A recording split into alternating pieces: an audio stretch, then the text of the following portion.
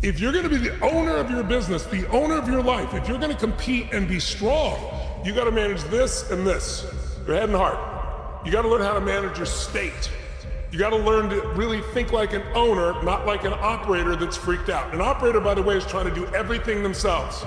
Because they go, I can't hire anybody else, I can't afford them, or I can't hire anybody else because they won't be as good as me. And all those things probably are true in the beginning. But there's a way around them if you're resourceful, if you're relentless, if you're creative enough.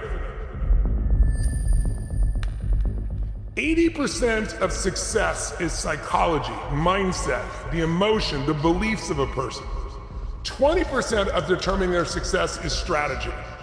And it doesn't matter if it's a tiny business or someone just beginning or a big business, the principles are the same. How many of you know something that you need to change in your life, know how to change it, know you should change it, and still haven't changed it? Make a little noise if you can relate to this in some way.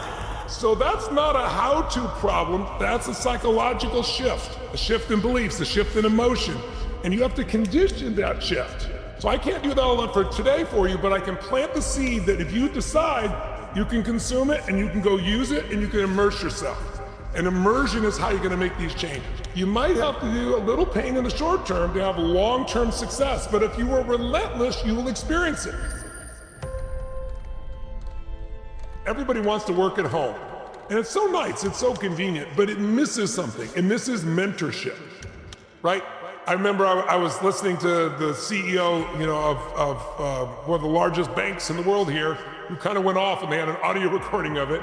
But he was talking about this whole idea of virtual. He goes, it sounds nice, but then you're never gonna become anybody because you're getting around somebody you can learn from and absorb from. Just doing a Zoom every now and then doesn't do it. There's proximity is power. If you get around people that are the best in the world, you're gonna absorb some of it. If you're doing it from a distance, it's okay, but it's not the same. And so he met a man there at Bell Labs who became his mentor, but he was not nice to him. He just said, look kid, we got this problem. Go figure out how to solve it. And so, his parents had told him your job in life is to solve problems. So he went to the library in those days and he didn't even know what the words meant and what the problem was. He studied, figured it out, he came back to the guy and he said, I figured this and this out, but I haven't figured that out. He goes, okay, I'm impressed you did that work. And he mentored him, he said, you look for this, this, and this, and he sent him off again. Well, within 3 weeks, he solved this huge problem for Bell Laboratories at 17 years old.